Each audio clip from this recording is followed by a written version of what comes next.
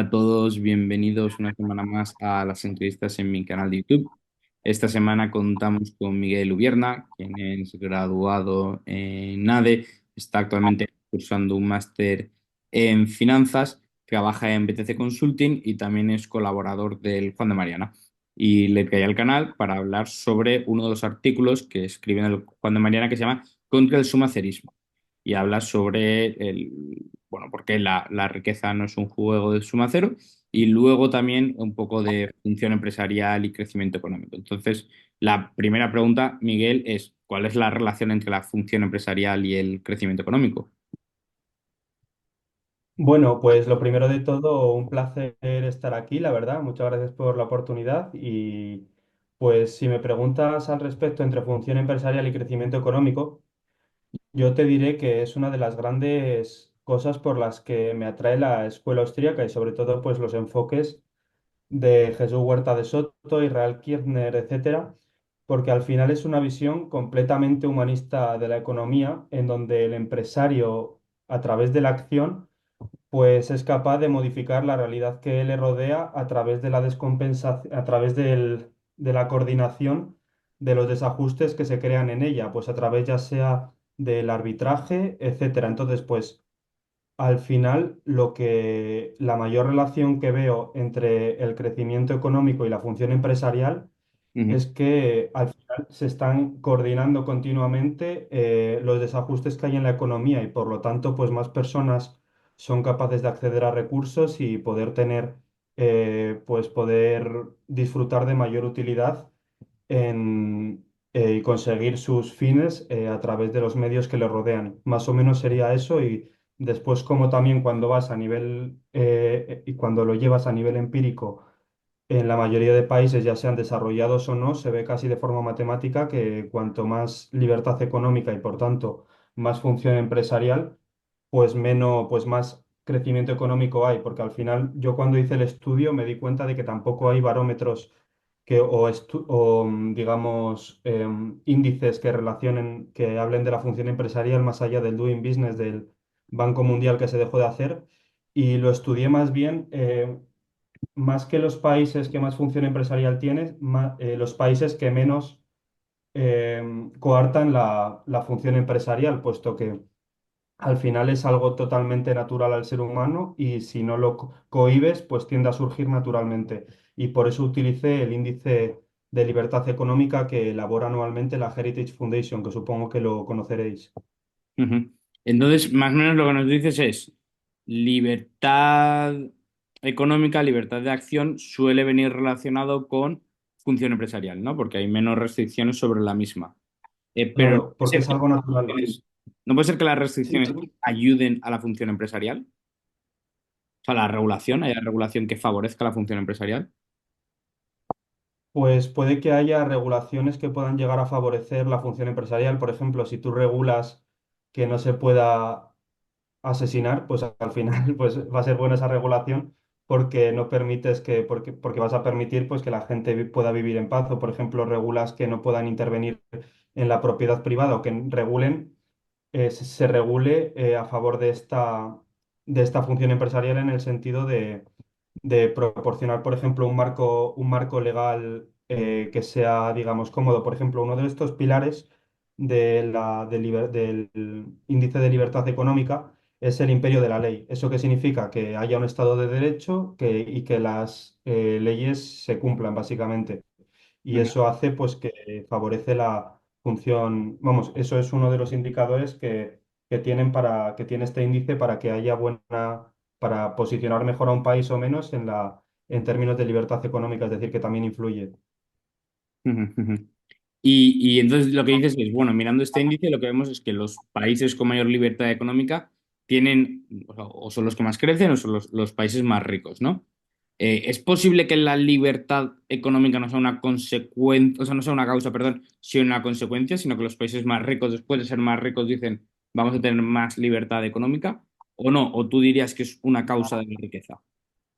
Yo te diría, pues humildemente, claramente, no, aquí no estoy en condiciones de sentar cátedra, pero yo creo que es una causa y que es después cuando los países son ricos, cuando empiezan a introducir pues más patrones más propios de la socialdemocracia, como pudo pasar en los países, por ejemplo, nórdicos, que primero a través del libre comercio y de la libertad económica consiguieron cotas de prosperidad bastante altas y que ya después, cuando eran ricos, se pudieron permitir aumentar lo que viene siendo los impuestos y demás y más pues prestaciones sociales y demás. Pero yo creo que es una precondición el hecho de favorecer la función empresarial. Si tú coartas la función empresarial, difícilmente vas a conseguir ser próspero.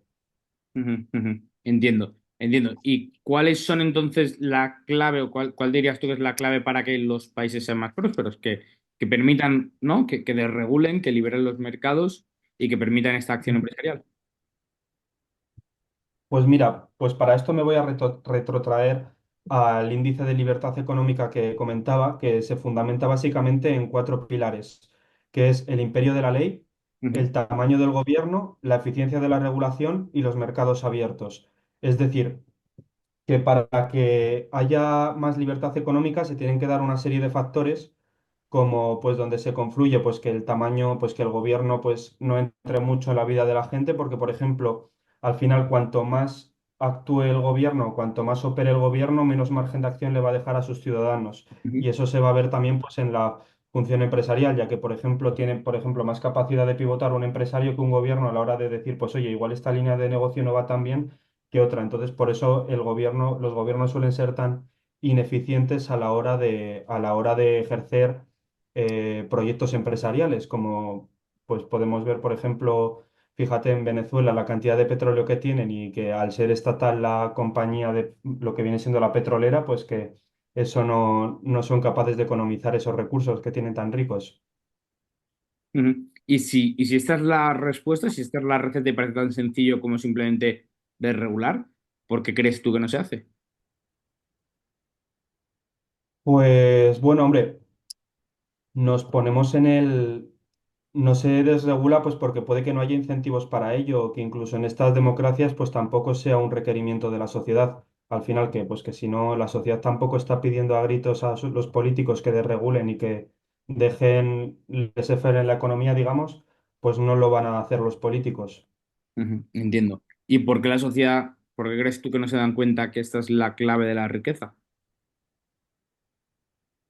Pues porque bueno, aquí entramos también en pues por ejemplo lo que decía Bastiat de lo que se ve y lo que no se ve, ¿no? Pues que al final nosotros vemos mucha gente pues valora las políticas económicas por lo que ve, pero después hay fenómenos subyacentes que ocurren, como por ejemplo, bueno, la ley de las consecuencias imprevistas y demás, pues que al final acaba pasando y que se ve en el largo plazo. Entonces, como al final, por ejemplo, ahora lo estamos viendo con mi ley de regular y liberalizar sectores, es algo que cuesta, vamos, que tú puedes regular algo en un momento, pero luego de regularlo, pues va a haber un shock inicial y que después va a haber y hasta que se vean esos beneficios, pues va a pasar tiempo. Y como se tiene esta mentalidad que de lo que decía, de aquello que decía Keynes, de en el largo plazo todos estamos muertos, pues tal vez se prefiere, pues tal vez se prefiere lo que dice también de mejor bueno conocido, vamos, malo conocido que bueno por conocer, ¿no? Ujú, ujú.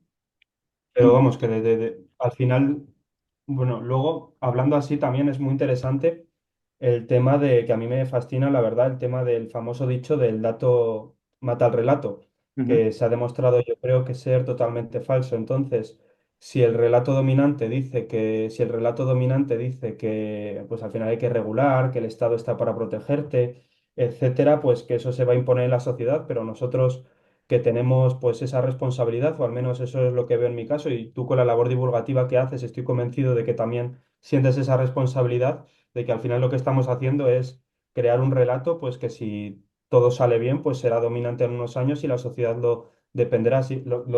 Así que también eso es importante, los relatos que hay en cada momento, que quizá, pues yo que sé, en Estados Unidos el relato puede ser el sueño americano, de luchar por los sueños, de un hombre que empieza, de que crece sin zapatos, acaba montando una empresa multimillonaria, etcétera, que no tiene por qué corresponderse a la realidad, pero es el relato, y si mucha gente lo cree, pues ujú. seguramente sea más probable que sea realidad. Sí, pero yo soy también a veces, sobre todo, tengo momentos muy pesimistas de decir, mira, la gente es tonta, el votante medio es estúpido, el ciudadano medio también lo es, les gusta, tienen el síndrome del ciudadano maltratado, ¿no?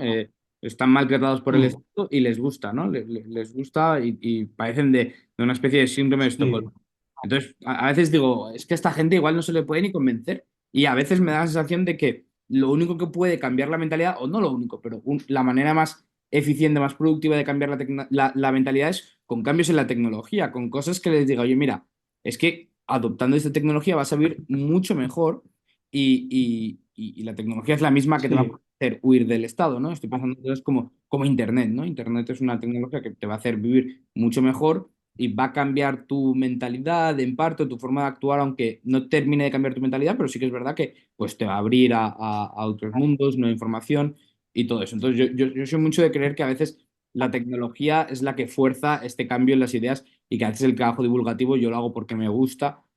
Sí, puedo sentir cierta responsabilidad, o sí, en parte sí, sí, yo creo que tengo la razón y que lo que promuevo es un mundo mucho mejor, pues sí, me siento con cierta responsabilidad de hacerlo, pero a veces creo que al ciudadano medio no voy a llegar, ni tampoco es mi público objetivo y que creo que esa persona va cambiando cuando las condiciones materiales cambian tanto que no le queda otra que cambiar de forma de pensar y darse cuenta de que está equivocado. O sea, un poco lo de nadie piensa en cabeza ajena, ¿no? Hay cosas que las tienes que vivir tú, las tienes que ver.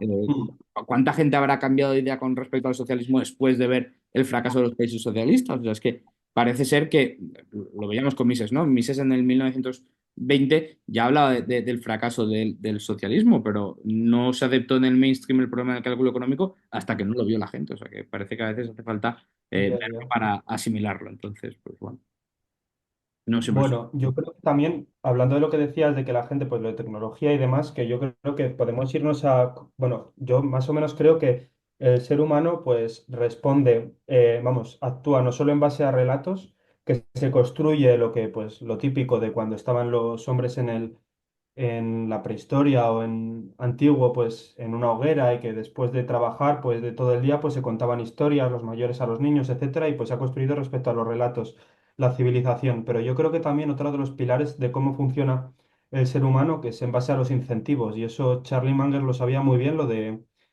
busca los incentivos y encontrará los resultados. Y ujú. yo creo que al final, si se consigue de forma privada, de forma, pues puede que pensando en el beneficio propio, porque a lo mejor tienes una idea que va bien y que pues con eso te enriqueces, pero en el fondo pensando también en la población de solucionar problemas, que si consigues alinear los incentivos para que esa mentalidad cambie, pues terminará cambiando, porque al final el incentivo es aquello que la persona ve que le va a hacer mejor. Es decir, yo qué sé, tú Sí, tienes incentivo a lo mejor de dar clase porque te gusta y porque te sientes realizado. O yo qué sé, o vas al Mercadona en vez de al campo, pues porque tienes ese incentivo porque ves que te presta un mejor servicio o lo que sea, ¿sabes? Entonces yo creo que eso es bastante importante también, saber controlar los incentivos y saber que, pues más o menos ver cómo están alineados, porque de ahí puedes ver hacia dónde va a tender la sociedad y la población, ¿no? totalmente, creo que Que por si eso los incentivos yo están alineados para, perdón, los incentivos si están alineados, como está ahora mismo en España, pues para que un chaval de 22 años cuando salga de la carrera quiera ser funcionario y pues, se prepara unas oposiciones durante 3 años para tener un puesto de por vida, en vez de que los incentivos estén alineados para que se la juegue montando empresas aunque fracase 1000 veces, porque sabe que la recompensa puede ser mucho mayor, pues entonces ahí es donde está el problema. Entonces habría que ver cómo se modifican esos incentivos pues para que las personas prefieran llevar un camino u otro. totalmente, yo te digo, creo que lo has expresado mucho mejor y es eso, yo creo que la forma de hacer cambiar a la gente de opinión o de manera de actuar es cambiando los incentivos, ¿no? Que muchas veces pues viene por eso, por las oportunidades de negocio, por la función empresarial, por la tecnología que tienen disponible, más que el cambio de ideas, ¿no? Yo creo que el cambio de ideas por Mm. cambio de ideas, esta discusión, este libre mercado de ideas, no siempre se da o no siempre respeta a todo el mundo porque hay gente que está en otras cosas, hay gente que piensa más o actúa más basado, pues eso, y con razón igual, ¿no? Con la ganancia económica, con los incentivos, que por principios o ideología. Sí, sí, Entonces, desde luego. eh, ahora, que una de las cosas que te quería preguntar después y que creo que aquí viene a raíz es el tema de Bitcoin, ¿no? O sea, yo creo que la gente, Sí, pues cuando adopte Bitcoin o si viviéramos bajo un patrón Bitcoin, todo el mundo viviría mucho mejor, podríamos ser más libres, estar fuera del control gubernamental, por lo menos tener el dinero fuera de ello y también reducir significativamente el peso de los estados, pero no creo que si esto se vaya a dar vaya a ser porque a la gente la convenzamos de que es mejor vivir en un mundo libertario, en un mundo con estados más reducidos, sino que la gente se terminará pasando a Bitcoin porque tendrá los incentivos para hacerlo, porque será Claro. una moneda mucho mejor que el dólar o que la moneda fiat de turno pues, para utilizar para los intercambios. Entonces, yo es lo que creo que hay tecnologías, como por ejemplo Bitcoin, que sí, que nos harán a todos vivir mucho mejor y más libres, pero la gente de adoptarlas lo terminará haciendo por incentivo, no por principios. Claro, sí, y ahí es donde está, bueno, también la parte de la información, porque todavía yo creo que hay mucha información por descontar en el mercado respecto a Bitcoin y que eso en los próximos años, según vea la gente que le merece la pena, porque realmente es algo que merece la pena, es algo que ya no solo para los intercambios, sino para la reserva de valor, un dinero que vamos, un dinero, un activo muy líquido como es Bitcoin, que pues que tú lo tienes en la cartera y que pues mientras puedes estar ahí esperando que mientras tuvieses fiat, pues eso estaría perdiendo dinero, sin embargo, teniendo Bitcoin, pues al final con eso te estás capitalizando ahí poco a poco o mucho a mucho, depende del momento, pero vamos. Yo creo que la gente tarde o temprano sabrá sabrá sus beneficios. Lo que no tengo tan claro es qué pasará con la gente, por ejemplo, que tenga una por situación familiar, porque esté endeudada, tenga muchos hijos y no tenga unos ingresos demasiado altos, que al final Bitcoin yo creo que no sería tan buen activo para ellos en el sentido de que no es muy liquidable en el corto plazo. En el largo plazo sí, pero tú, por ejemplo, si requieres mañana de repente tener capital para tener liquidez para vencer una deuda o incluso para comer, pues yo creo que no sea lo mejor posible, porque a lo mejor por lo que sea ese día ha pegado una caída y de repente has perdido fondos, aunque a largo plazo haya demostrado Bitcoin que en plazos de 5 años prácticamente nadie ha perdido dinero que ha comprado un año y ha vendido 5 años más tarde. Pero si, por ejemplo, mañana necesitas ese dinero y compraste hace un mes, tal vez lo vendas a pérdidas porque no te queda otra. Y además luego la complejidad técnica, que claro, nosotros en BTC Consulting yo creo que hacemos una muy buena labor y no es por ganas de hacer publicidad, porque al final lo que enseñamos es a la gente a hacer la autocustodia. La autocustodia no es algo sencillo, es hacer los deberes, tienes que hacer los deberes con Bitcoin y una vez que los has hecho, ya puedes empezar a operar, pero luego cuando sabes cómo hacerlo no es tan complicado, pero antes de hacerlo puede llegar a ser hasta sofocante, incluso el hecho de al final Bitcoin es un activo al portador, por tanto los errores de custodia pueden salir muy caros como que pierdes tus fondos. Entonces, si no sabes hacer bien la autocustodia, puedes perder mucha pasta. Entonces, por eso, o estar expuesto a ataques, porque claro, dices, tengo el dinero en el Bitcoin en Binance o en el exchange de turno, pero ¿qué pasa? Mañana hackean la base de datos y vienen a por ti. ¿Y quién te salva de eso? Entonces, pues por eso hay que hacer bien la autocustodia sin KYC. Y al final eso es vamos, eso hay que formarse. Yo entiendo que no todas las personas les merezca la pena asumir ese riesgo, o al menos si no están informadas. Ujú, ¿No ujú. crees? Sí, sí, no, Entonces yo creo que totalmente. esas son las barreras que tiene para que se extienda. Pero claro, gracias a eso hay oportunidades, por ejemplo, para mi empresa, para Claro, dar esa formación. y yo Claro, por eso es lo que digo que todavía estamos pronto en Bitcoin, porque sí, sí, el, el UX, la interfaz del usuario, no es nada amistosa con el usuario, o sea, todavía le queda mucho desarrollarse y mucho por detrás. Esto es como el Internet primitivo, o sea, que como aún le queda tanto, claro, claro. señal de que aún hay mucho, mucho margen para empresas como BTC Consulting para hacer vuestro trabajo y Sí, facilitar, sí, ¿no? claro, claro. Un poco de arbitraje y facilitar el trabajo a los interesados.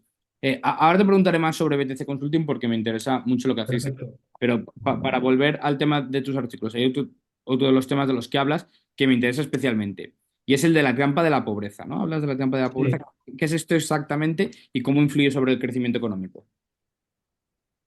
Bueno, pues ha sido criticada por varios autores, pero yo creo que es bastante interesante y es como al final las sociedades pobres, pues por ejemplo, yo que sé, Somalia, por poner un ejemplo, pues que tienen el problema de que no son capaces de que, claro, a ver cómo lo explico bien.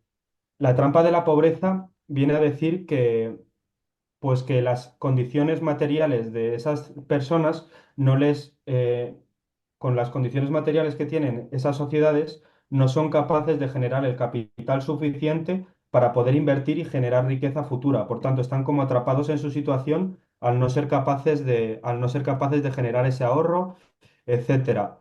Entonces, claro, muchas veces pues se dice, bueno, pues vamos a regalar a esa gente ayudas, vamos a darles ayudas pues internacionales, pues visto es que en los últimos años se ha regado de dinero prácticamente gratis a África y que eso no ha conseguido nada. Es decir, que normalmente se plantea que la solución a la trampa a la pobreza son las transferencias monetarias. Entonces yo digo, entonces yo ahí lo que he visto es que realmente, digamos que las transferencias monetarias a esas sociedades pueden ser una condición necesaria o incluso potenciadora, pero ni de broma suficiente. Ujú, Yo sostengo la tesis, o bueno, yo y más personas mucho más brillantes que yo, de que lo que hace falta antes como precondición básica es que haya también lo que habla Bastos de la mentalidad capitalista, de ahorrar, de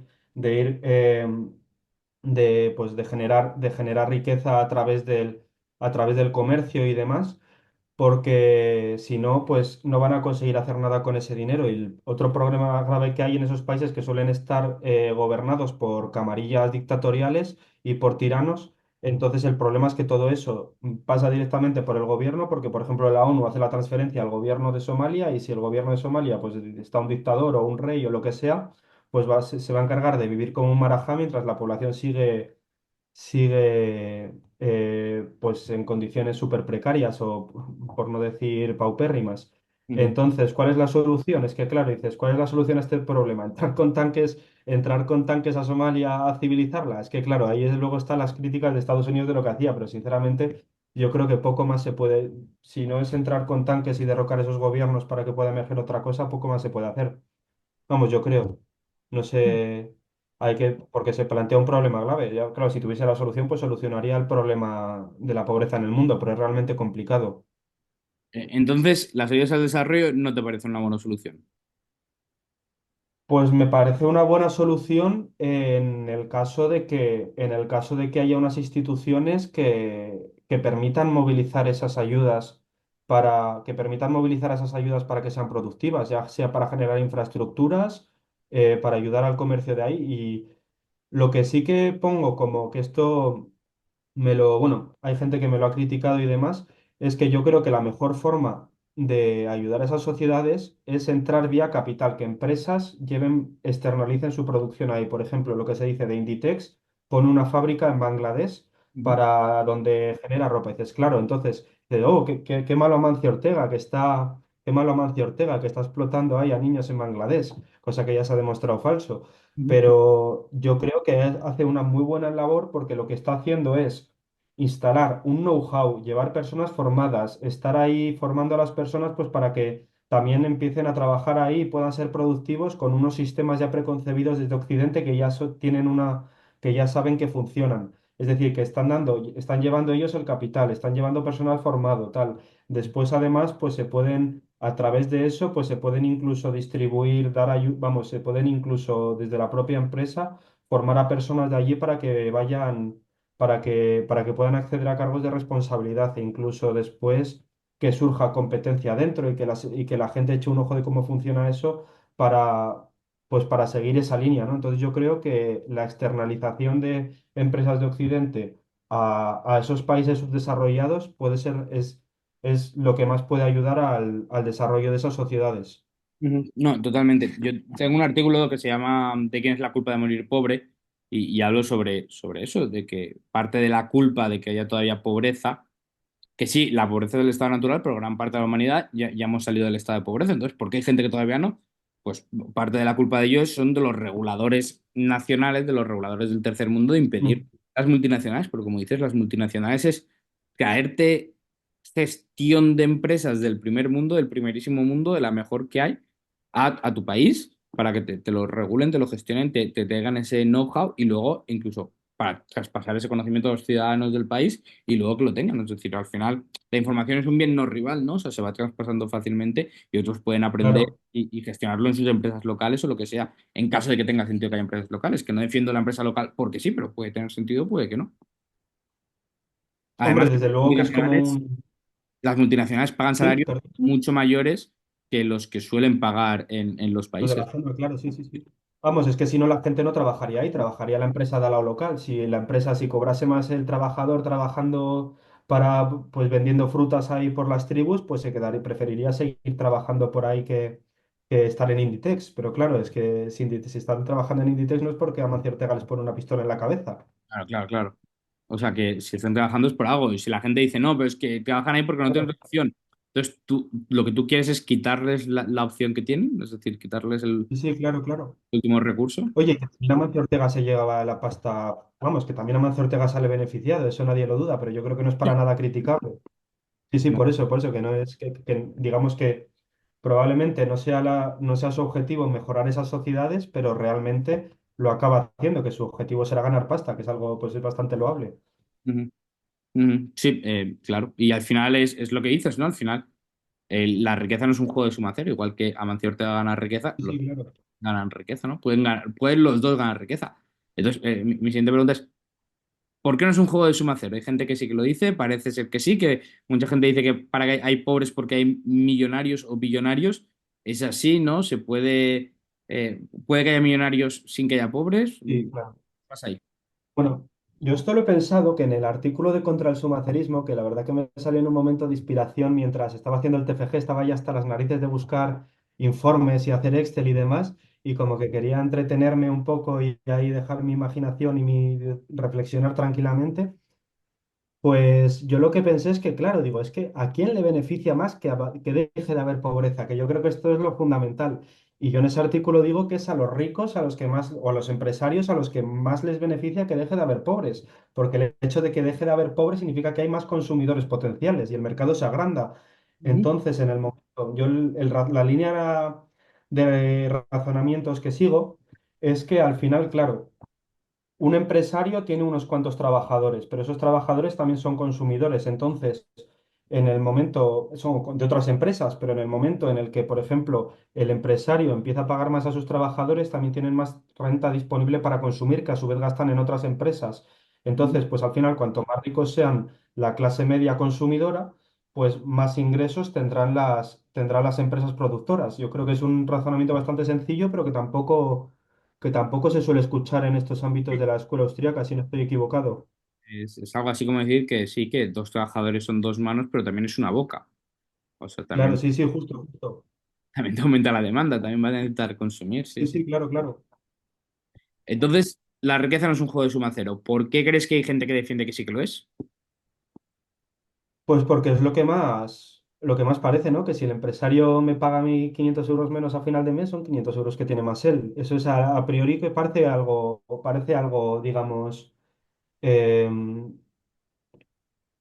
vamos, que parece algo verosímil el hecho de que así a primer impacto, sin entrar en segundas y terceras derivadas, pues es lo que parece más lógico. Pero claro, luego te pones a pensar cómo funcionan los resortes de la economía por detrás, etcétera, y al final, pues es algo completamente diferente, que hay lo que decía antes de Bastiat de lo que se ve y lo que no se ve, que tú por un lado puedes ver a un empresario forrándose, pero después por otro lado, pues estás viendo y que luego está también el hecho de la competencia. Claro que si tú pagas a tus trabajadores pocos, pues vendrá un empresario que les ofrezca más pasta y que se irán con ellos. Y que pues al final eso de lo que decían de que lo que creo que lo era Mises en la acción humana, que el techo de los salarios es la producción marginal descontada y el suelo de los salarios es lo que otro empresario va a ofrecerte Ujú, puede ujú. ofrecer por tu trabajo, ¿no? Entonces, más o menos así funciona y que yo creo que la economía, cuanto más libre es, más el techo bajo cada vez sube más hacia la parte alta. Es decir, que cuanto más libre es una economía, los salarios más se parecen vamos, a la productividad marginal descontada. ¿No Ujú. crees? Sí, sí, no, no, no, creo no. Sí, es así, es Sí, así. sí, vamos, sí. Entonces, bueno, pues algo pasa. Yo me refería a que a más bien, que también estoy de acuerdo que hay gente que se equivoca, a más bien los incentivos, si crees que hay incentivos perversos en ciertas personas, ¿no? A la hora de, Sí. pues eso, defender que hay juegos de suma cero, sobre todo de parte de políticos, porque pueden regular más a su favor. Bueno, claro, pero también porque al final ya lo decía el dicho, que el que parte y reparte se lleva la mejor parte. Entonces, cuando tú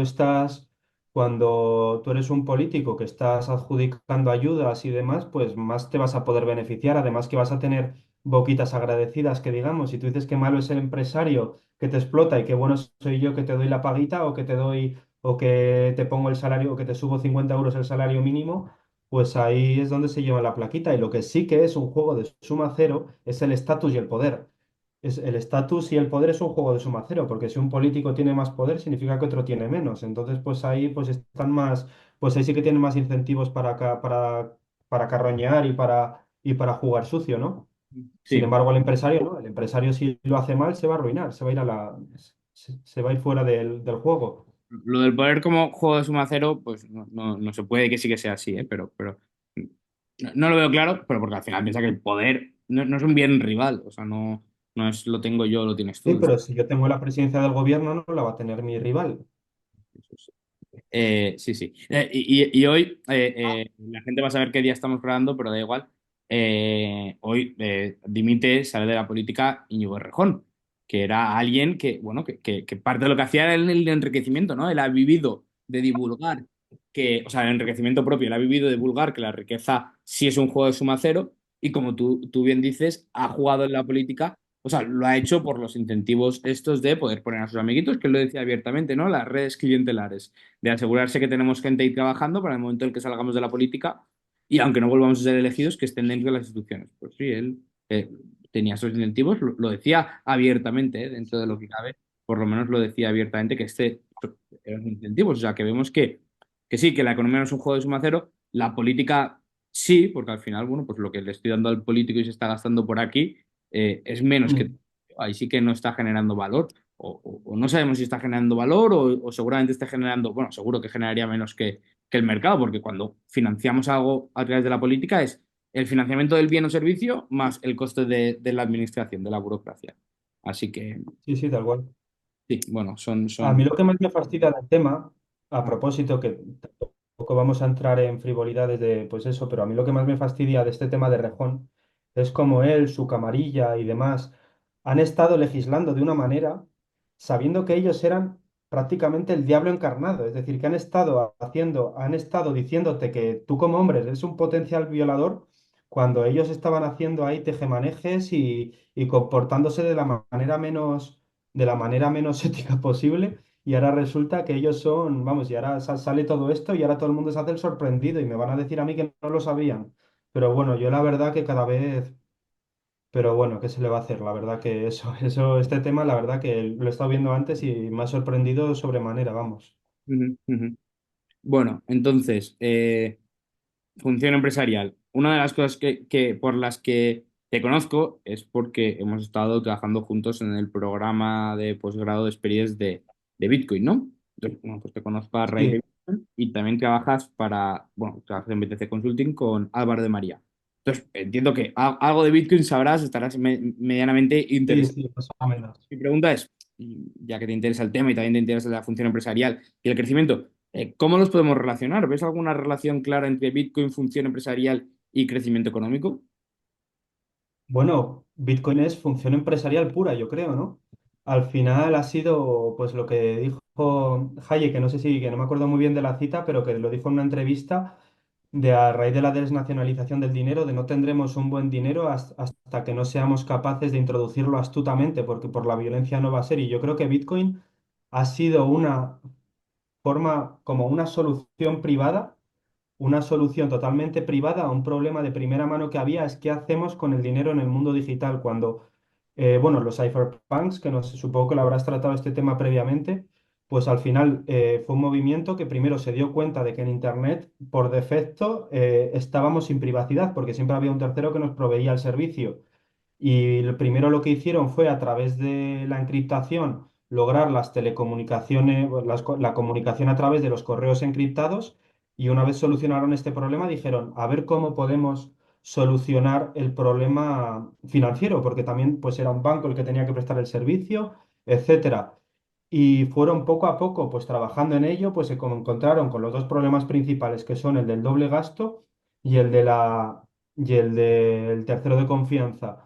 Y pues Bitcoin fue un proceso, vamos, estuvieron trabajando en un proceso para averiguar, pues para poder llegar a esta solución desde los años 90 hasta que en 2007 Satoshi Nakamoto, que no se sabe quién es todavía, pues logró conseguir resolver el mayor problema y que se pensaba irresoluble, que es el problema del doble gasto. Es decir, ¿cómo puedo hacer que un archivo digital solo se pueda mandar una vez? Porque yo tengo una foto, esto lo dice mucho Álvaro, que lo explica todo esto mil veces mejor que yo, que tienes una foto, vamos, que tú tienes una foto en el teléfono y tú pues puedes mandársela a quien quieras, ¿no? Y que por tanto no es un bien economizable. Entonces ahí estaba el reto y cómo a través de la encriptación lograron resolver este problema y esto fue de forma totalmente privada y pues ahí se demuestra cómo la función empresarial de ciertas personas que ven que hay un problema en el mercado y que trabajan para solucionarlo y a cambio se hacen asquerosamente ricos, como será Satoshi Nakamoto si sigue vivo hoy. Yo creo que no tendrá problemas para llegar a final de mes. Ujú, Entonces, claro, y después todo el bienestar que nos ha dado a nosotros, porque, vamos, la cosa que Bitcoin, al estar totalmente fuera del mercado, si lo haces con autocustodia, vamos, de las garras del Estado, pues no sé cómo se podrá traducir en aumentos del PIB, no lo sé, bueno, probablemente por las soluciones, por ejemplo, de minería. Yo no sé, supongo que los mineros contribuirán bastante al PIB de las naciones al ser un negocio tan lucrativo. Entonces, pues no sé, o incluso de consumo de energía y demás. Así que yo creo que ahí es donde está la solución de cómo a través de forma privada logras solucionar este problema o esta descoordinación del mercado, si me permites, de solucionar estos problemas de privacidad que tenemos en el ámbito no solo de las comunicaciones, sino también financiero en Internet. ujú. Entonces, aparte de que Bitcoin sea en sí función empresarial, también, eso lo que comentas, ayuda a futura función empresarial y, Claro, y esto por sí luego ayudará a, o puede ayudar a crecimiento. Mencionabas un claro. componente que era el de la autocustodia, que es algo que hacéis en BTC Sí. Consult. ¿Nos puedes explicar un poco qué es esto? Y qué es exactamente lo que hacéis vosotros allí?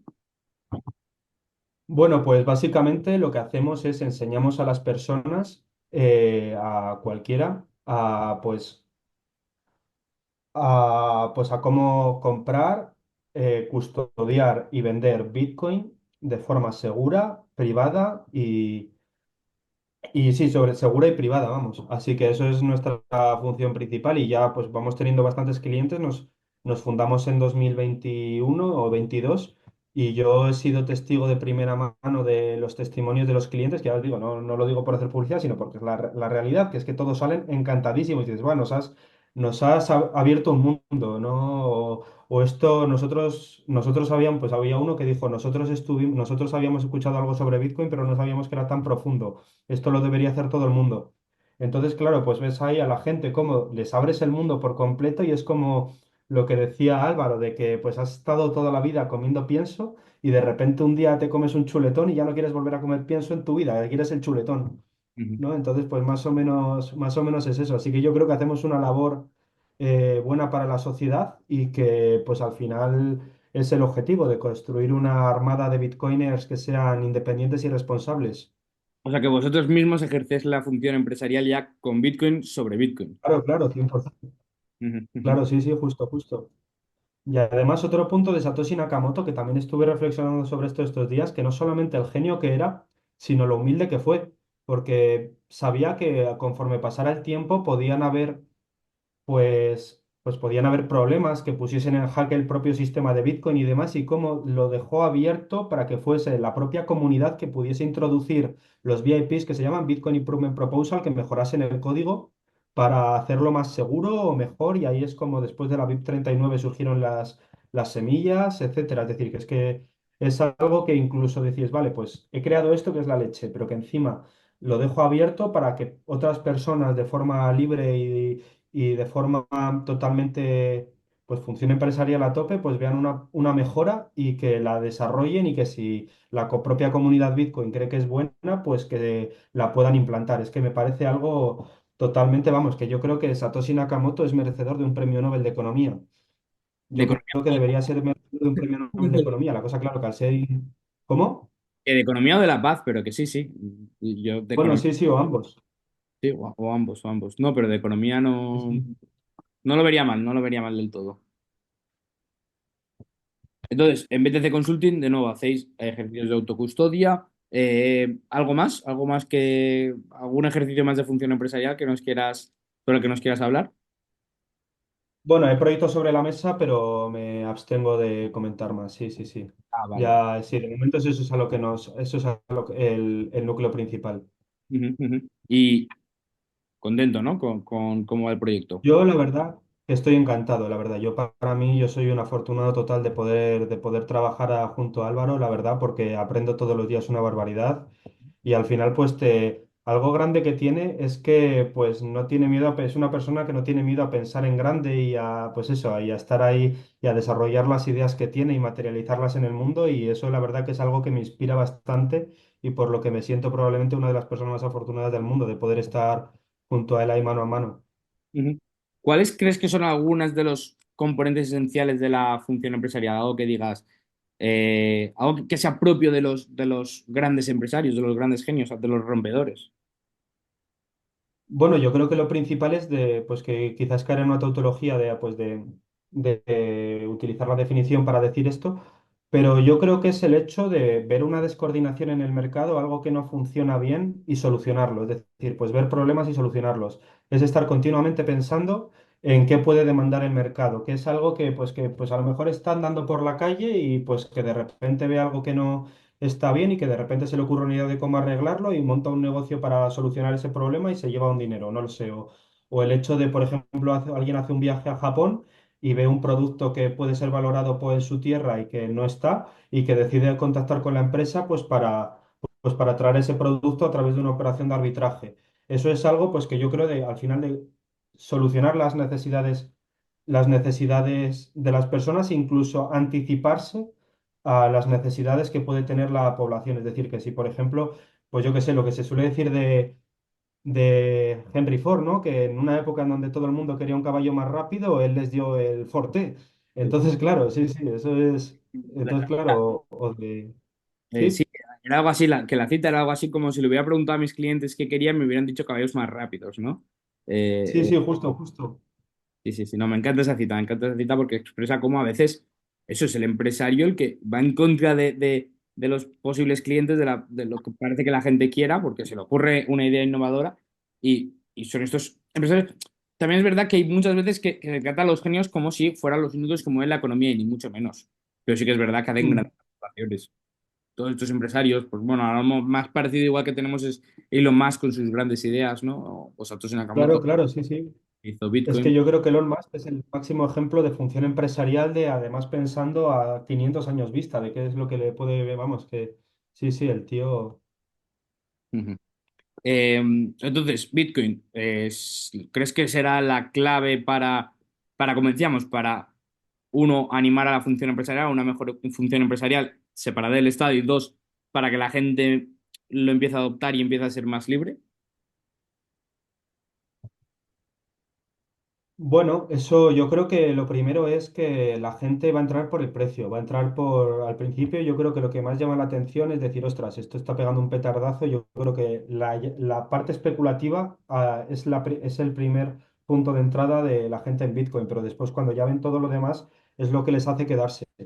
Entonces, por eso. Yo creo que tal vez sí, pero ya te digo que hace falta una labor formativa y divulgativa muy grande y dar la batalla y pues al final enseñarle a la gente qué es lo que es Bitcoin de verdad. Y yo creo que ahí es cuando entrarán o ya verán o ya verán lo que hacen, que a lo mejor hay alguien que no le merece la pena, pero no lo sé. Ya veremos también, por ejemplo, el tema de las grandes instituciones financieras, cómo se expongan a Bitcoin. Yo creo que eso ya también va a tener una parte fundamental. Yo creo que, por ejemplo, un granito será cuando hay aseguradoras que tengan el subyacente en Bitcoin, cuando aseguradoras pues que utilicen Bitcoin para respaldar para, para respaldar los problemas que pueda haber, ¿no? Y yo creo que cuando una aseguradora que tenga bonos eh, se vea adelantada completamente por una aseguradora respaldada en Bitcoin, pues ahí va a haber un cambio grande o grandes fondos de inversión, etcétera. Ujú, ujú. Entiendo. Eh, Otra pregunta. Sé que, bueno, he leído en el libro de Juan de Mariana citas el ¿Por qué fracasan los países? ¿No? El libro que recientemente, bueno, no lo por el libro, que trabajo contenido en ese libro, les ha hecho ganar a Acemoglu, Robinson y Johnson el premio Mm. Nobel. Entonces, mi pregunta es, ¿qué opinión te merece su trabajo sobre instituciones y cuál crees que es la relación de las instituciones con la función empresarial y el crecimiento económico? Aunque antes ya lo has apuntado al mencionar las Sí, sí, distintas sí. las que se divide el índice, pero si puedes profundizar un poco más. Bueno, sí, respecto al tema del por qué fracasan los países, fue un libro que leí hace tiempo, pero sí que es verdad que se le ha criticado un poco por ser negro legendario, ¿no? En ese capítulo de ser negro legendario respecto a decir que, pues, la ciudad esta de México era más pobre porque estaba, porque por las instituciones heredadas del Imperio Español y los otros como venían de la tradición americana y británica sacrosanta, pues que eran mejor. Yo no creo tanto eso, pero yo creo que sí que es un papel fundamental de las instituciones, porque al final las instituciones son las que crean el marco normativo, son los que hacen el marco, los que crean las normas de juego donde las personas salen a jugar, ¿no? Entonces, pues yo creo que si esas normas pues son más justas o son más o digamos que permiten, son más proclives a permitir a la gente ser libre económicamente en el sentido de poder llevar a cabo sus proyectos o no tener muchas trabas burocráticas. Por ejemplo, no sé, si por ejemplo necesitas pasar por 50 oficinas y 500 y firmar 500 papeles para montar una empresa, seguramente te sea mucho más difícil hacer la gestión empresarial que si mañana puedes tener ya tu empresa constituida con solo poner 2.000 euros de capital o los que sean. Entonces eso también pues influye mucho y la seguridad jurídica de que pues, no puedan venir a las 4 de la mañana a tu casa a encarcelarte por poner un tuit y esas cosas, pues yo creo que eso también es algo que beneficioso, que la justicia sea rápida, que no tarde mucho, que los pactos, que la justicia y el sistema legal permita que los pactos se cumplan, ¿no? Que los contratos se cumplan. Pues claro, todo eso yo creo que es algo fundamental, sí, desde luego, para la prosperidad de los países. Y tanto que pediría que sin ello muy difícil es que un país prospere. Ujú, ujú. Sí, no, totalmente. La última entrevista que tengo es con Óscar Carrero y hablamos también de las instituciones y de cómo para los dos lo que nos parece que es importante en las instituciones es eso, que reduzcan la preferencia temporal de la población, ¿no? Que les ayude pues, a tener cierta Ah, seguridad, pues eso está interesante. a mirar más a largo plazo, que al final eso es lo que genera la riqueza, ¿no? Tú reducir tu preferencia temporal, pues poner el consumo, ahorrar, invertir y acumular capital. Mm. ¿Estarías más o menos de acuerdo con esta observación? Sí, yo creo que puede ser interesante, claro, sí, porque al final el bajar la preferencia temporal lo que consigue es capitalizarse, ¿no? Y pues al final tener más margen de acción y demás, claro. Sí, sí, estoy de acuerdo. Entiendo. Vale, Miguel, no sé si lo sabes, pero hacia el final de las entrevistas hay dos preguntas que me gusta hacer. Y la primera es si nos puedes recomendar lecturas sobre los temas de los que hemos hablado para que pues, los oyentes las hagan si quieren, claro. Sí, sí, claro. Pues a mí me gusta mucho, puede ser de todo, ¿no? Libros, blogs, etcétera, ¿no? Lo que sea. Ujú. Sí, sí, sí, lo que quieras. Sí, sí, vale, vale. Pues A a ver, mí me gusta. libros, porque a mí me gusta más consumir libros, o sea, si puede ser libros mejor, Vale, vale. nos quieres recomendar otra cosa también. Pues yo estoy bastante metido estudiando a un personaje bastante interesante contemporáneo nuestro que se llama Naval Ravikant y que hay un libro que se llama El Almanaque de Naval Ravikant, que es una maravilla. También acabé de leer hace poco las 38 cartas de Rockefeller a su hijo, que yo creo que son bastante ilustrativas también. Y bueno, y después así, si nos ponemos a hablar de, pues igual novelas o así, a mí me gusta, me encanta El Conde de Montecristo y yo creo que es un libro que mucha gente debería leer porque a mí me parece bastante, que es una historia bastante bonita y que encima te da lecciones de vida bastante valiosas. Ujú, Como ujú. por ejemplo, pues que igual la venganza, pues que puede parecer al principio apetitosa, pero que después cuando lo has cumplido, pues que no acaba satisfaciendo tus deseos o no acabas sintiéndote realizado. Muy bien. ¿Algo relacionado con Bitcoin? Claro, por supuesto. La filosofía de Bitcoin, un librazo. Sí, sí, además que se lee rápido, en cosa de 3 horas te lo lees y yo creo que es el libro que ha hecho más, que ha creado más Bitcoiners en habla hispana probablemente. Eh, Sí, sí, sí, la verdad que es una, vamos, se lee ahí casi de corrido y es así muy, muy fácil de leer y bastante ilustrativo. Muy bien. Miguel, si pudieras tener una conversación con cualquier persona de la historia viva o muerta, ¿con quién sería?